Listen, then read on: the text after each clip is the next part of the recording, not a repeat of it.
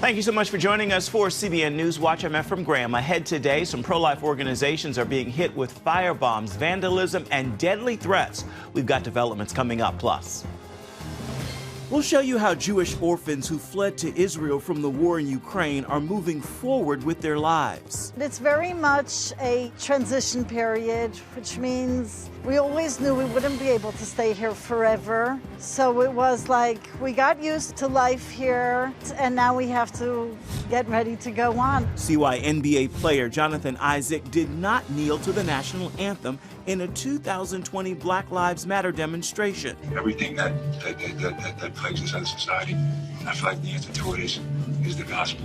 Find out how one family found the perfect way to pay it forward to their neighbors. All these stories and more are coming up next in the CBN Newsroom. This is CBN NewsWatch. We begin this half hour with pro-abortion activists attacking more than 60 pro-life organizations since the Supreme Court decision overturning Roe v. Wade was leaked to the public. The response to these crimes from the FBI and the Department of Justice and Homeland Security has basically been silence. Likewise, the president has yet to comment. Heather Sells reports on this rising wave of vicious assaults. Since May and the published leak of a draft opinion in the Dobbs abortion case, hostile actors have targeted at least 63 pro-life groups in 26 states and Washington, D.C. The attacks have included vandalism, threatening messages, and firebombings. What's been so striking to us is the non-response. The Religious Freedom Institute enlisted the help of a former FBI counterterrorism expert to assess these crimes. That analysis found the number of violent events growing since May and resulting in little to no condemnation from federal leaders. In terms of headquarters level, the leadership from the FBI, from the Department of Justice, and from the Department of Homeland Security, for the most part, has been silence. We could surmise that if 50 Planned Parenthoods had been vandalized, firebombed, there would probably be an uproar. Ann O'Connor, lead counsel for a national organization of crisis pregnancy centers, says that while local law enforcement, the FBI, and Homeland Security are investigating many of their cases, she's seen no progress. I don't believe there's been one arrest. It's been going on now 3 months. CBN News asked the FBI for an update on suspects or arrests and received none. Only a general response that it is investigating the crimes. The Religious Freedom Institute report also reveals a wave of assaults on Catholic sites. More than 30 churches have been attacked since the Dobbs leak, with half showing abortion as the motive. While President Biden has yet to publicly condemn these attacks, House Speaker Nancy Pelosi angrily dismissed a reporter's question about them. This talk of politicizing all of this, I think, is something uniquely American and not right. And Vice President Kamala Harris even suggests that faith should not inform a person's view on abortion. One does not have to abandon their faith or deeply held religious beliefs to agree that a woman should have the ability to make decisions about her own body. In this current climate, the Religious Freedom Institute report forecasts more attacks, and it is urging pro-life organizations and churches to reevaluate security and strengthen relationships with law enforcement. If people who want to harm pro-lifers, who want to burn down their pregnancy centers, who want to do physical harm and violence to the staff and the volunteers, if they think they can do this and get away with it, more and more of them will. Heather Sells, CBN News.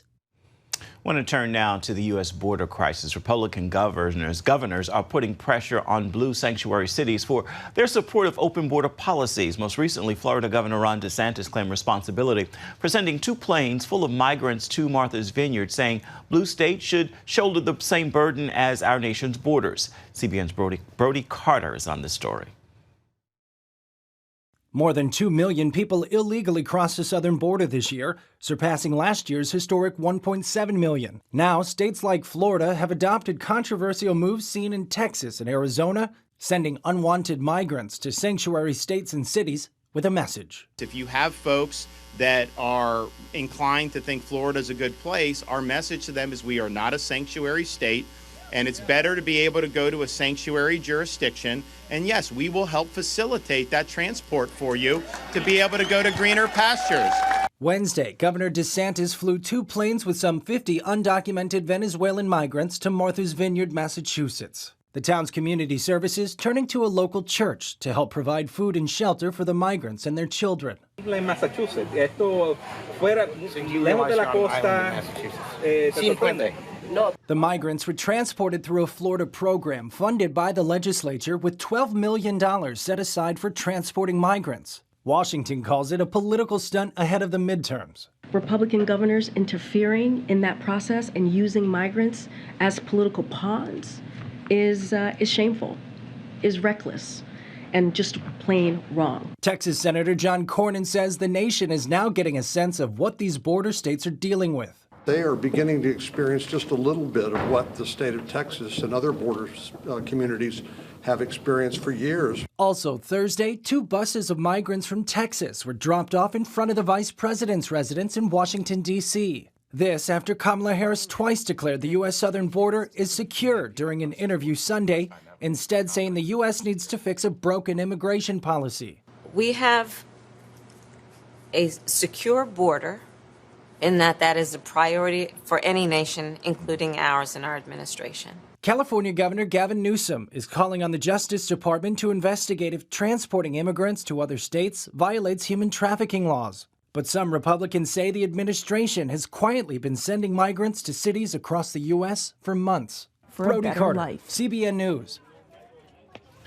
The social media platform Instagram responded to public pressure over a popular porn site. It recently removed the Pornhub account from its platform.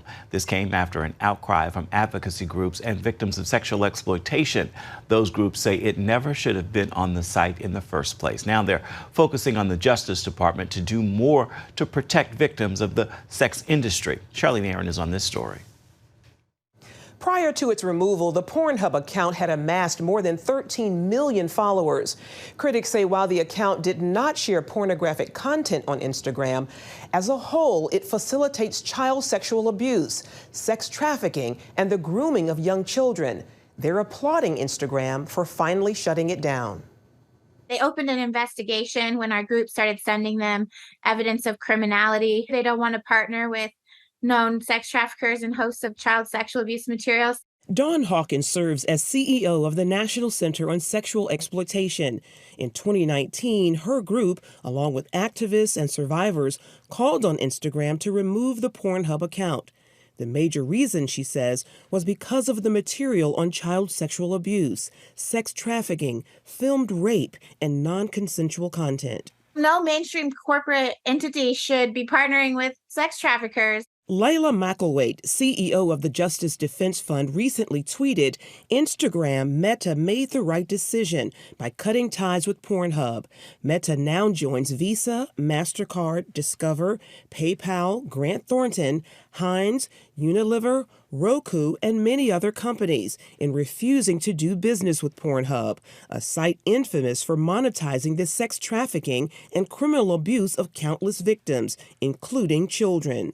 Hawkins says a major problem is that big tech companies are not forced to safeguard those spending time on their platforms. And as a result, we see that kids are exposed to explicit material as well as so much other harmful content. We need these companies to prioritize safety and health of all of their users, and that includes removing explicit material like this. The National Center for Sexual Exploitation maintains the Justice Department could do more, simply by enforcing laws already on the books. These are the sites where anyone can upload content. It breaks numerous existing federal laws, including our federal obscenity laws, our child sexual abuse or child pornography laws, and our sex trafficking laws. And yet the Department of Justice has done nothing to go after these websites. While Hawkins and others praise Instagram's decision, they say the work of restoring victims is far from over. Many of them are just completely traumatized because the worst parts of their life have been have been filmed and recorded, and now they're being seen by hundreds, even sometimes millions of users who then download and reshare it. Charlene Aaron, CBN News. Coming up, hundreds of Jewish orphans escaped the war in Ukraine and found refuge in Israel. See how they are moving forward with their lives months later. We've got the story. Stay with us.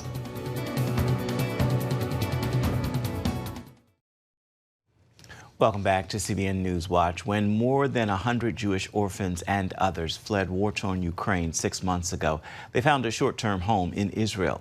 As CBN Middle East correspondent Julie Stahl shows us, the group is moving forward with their lives there and now, given the uncertainty back home. A rabbi and his wife led the orphans, other children, and staff out of Ukraine and found a safe landing outside Jerusalem. The sign behind me says Bruchim Habaim. That's welcome in Hebrew. And these Ukrainian refugees have certainly felt welcome here at Nes Harim for the last 6 months. The half year we were here was the most wonderful half a year. We didn't know there was such a thing in the world, that they would receive us with such love. People really opened their hearts and their arms to us and just did whatever they could to help us out. So that was really amazing. And we feel that. It was very, very, very heartwarming. Rabbi Shlomo Wilhelm and his wife Esther led the Jewish community in Zhytomyr, Ukraine for 27 years before fleeing the war. Now their entourage is leaving Nes Harim for the Israeli coastal city of Ashkelon, where they'll stay for at least a year. But it's very much a transition period, which means we always knew we wouldn't be able to stay here forever. So it was like we got used to life here, and now we have to get ready to go on. There's no contradiction between good and bad. Everything good comes with difficulty.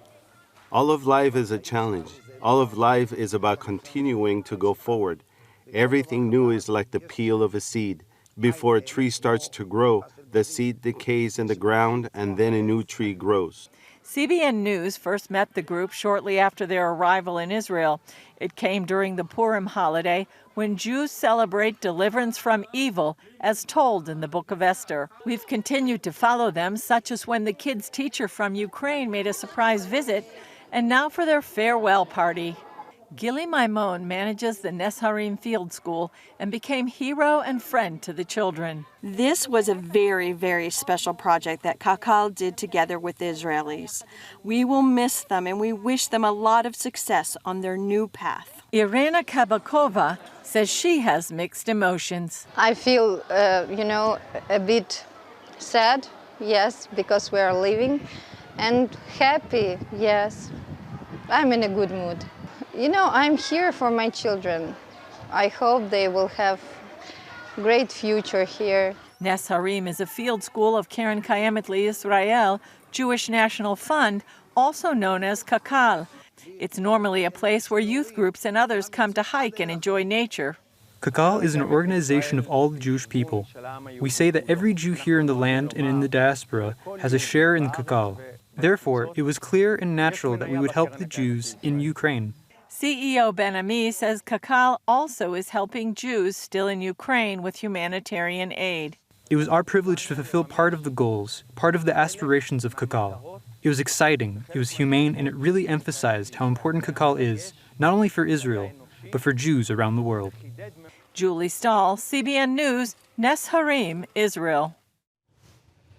And you can see more news from the Middle East with Chris and his team on the CBN News Channel by watching Jerusalem Dateline at 8:30 Eastern, and you can, of course, find it on the CBN News app. Still ahead, Orlando Magic player Jonathan Isaac explains why he stood while his teammates were kneeling during a Black Lives Matter demonstration. Stay with us.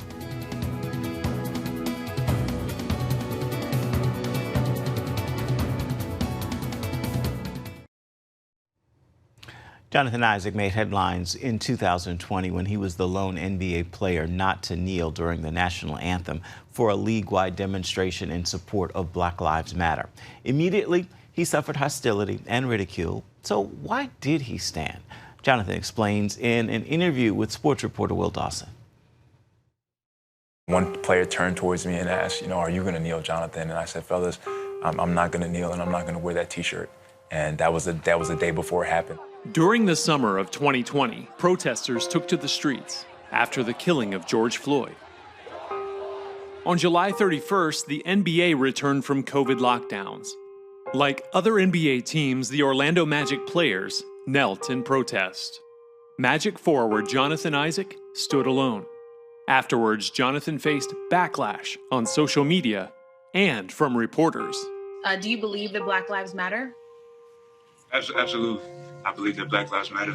A lot went into my decision, and part of it is, first off, is my thought that, kneeling or wearing a Black Lives Matter t-shirt don't go hand in hand with supporting Black lives. Everything that plagues us as a society, I feel like the answer to it is the gospel. Jonathan is the author of a new book, Why I Stand, detailing his faith journey and standing for what he believes in. His confidence in his convictions might come as a surprise to those who knew him as a boy. Jonathan Judah Isaac was raised in church in the Bronx. However, after his parents divorced, Jonathan moved to Florida with his mother. Coming from Bronx, New York, a predominantly black community, to Naples, Florida, a predominantly white community, different is exactly what I was. That was the first time that I started to develop a sense of anxiety and really self-awareness that I was different from the other kids and I wasn't fitting in. And so that led me towards basketball, and the girls started to talk to me. The guys wanted me to be on their team. And so that drove me to put every single ounce of, time and practice that I could into basketball. His game improved through high school, and Jonathan captured the attention of college scouts. Still, he had an intense fear of failure. I always just felt insignificant and always having to work for somebody else's approval or somebody else's love. The hard work paid off. Jonathan accepted a full scholarship to play at Florida State University. However, his anxiety followed him on campus. When you get to Florida State, by all accounts, you had a great season. But behind the scenes, sometimes you would barely even hold it together. Right. Why was that? I had several moments at Florida State of passing out, of just having panic attacks and anxiety attacks and not really being able to diagnose them until the coaches found out, and we kind of dealt with it to where I was taking anxiety medication to practice and to play. After only one season in college, the Orlando Magic selected Jonathan in the first round of the NBA draft, the 6th pick overall. What should have been a night of celebration, to Jonathan felt even more like an opportunity to fail. Everybody else that was there almost felt like they expected to be there. They expected the night to go the way they wanted it to. But for me, it was just passing me by, because of that same, fear and anxiety that was going on the inside of me. While Jonathan's nagging anxiety continued, something else happened his rookie season. A teammate invited him to a chapel service. The pregame message challenged Jonathan's thinking in a very profound way. The chaplain started the message, and so he quoted Luke 6:46 that says, "Why do you call me Lord, Lord, and not do what I say?" And the verse hit me, just a ton of bricks. And so I just started to reflect on that verse, even in the game at night times, and thinking to myself, that's me. His spiritual life was further challenged when he met Dr. Hepburn, a pastor who began discipling him. I looked to him and I could tell you how to be great. And I know that God can lead us all into our greatness. What was his response to you? Jonathan's response was, I already know Jesus. Oh, I did. And he kept it moving. But he didn't know Jesus. No, he didn't know him. He was doing his thing. Over time, their friendship helped Jonathan consider a relationship with Jesus. After an injury his rookie season, Dr. Hepburn prayed. And I'm thinking to myself, I've never heard anybody pray like that. I get home that night, and I hadn't knelt down at the side of my bed since I had been in Orlando at all. But I knelt down and I was like, God cares about me. And that was something that was so big for me because I was so used to working for love, working for acceptance, working for attention, to where it was like, I know that I had nothing to do with all of these coincidences and circumstances, but somebody had to be looking out for me. Jonathan gave his heart to God. With the help of his mentor, Dr. Hepburn, he began growing in his faith. But the anxiety didn't go away after that. How are you better equipped to deal with it?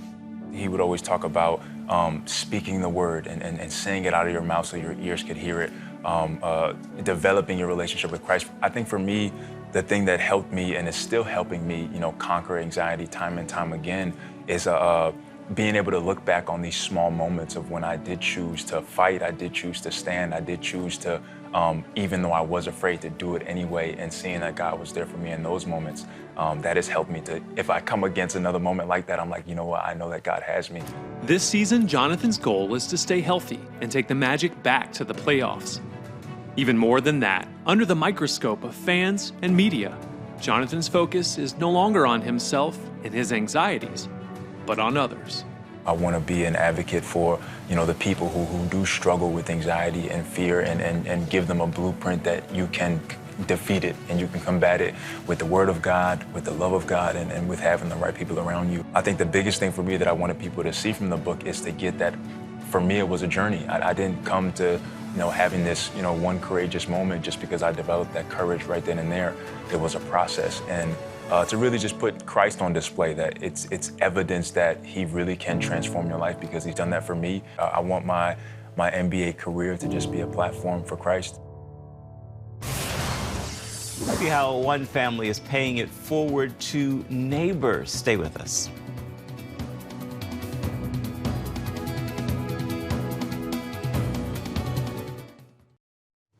One family has found the perfect way to pay it forward. Last year, Marie Morales, a single mother from San Antonio, was running out of food for her 3 children, turning to the city's food bank for help. She says the amount of food they received was overwhelming, so she decided to donate all the extras to neighbors. But the story gets better. Morales wanted to do more. Now her family is partnering with the San Antonio Food Bank, holding distribution events in the neighborhood every week. She says it's possible to fight hunger and to feed hope. Time now for your Friday Faithful. I want to leave you with this thought as we wrap another week together. As you build your life, don't forget to secure your perimeter. Don't expose or disclose everything to everyone. Protect your dreams, protect your peace, protect your heart. Keep building, but keep the border secure. With that word, I encourage you to make this a fabulous Friday, and be sure to have yourself a wonderful weekend on purpose. That will do it for this edition of CBN News Watch. You can always find more of our programs on the CBN News Channel at any time or online at cbnnews.com.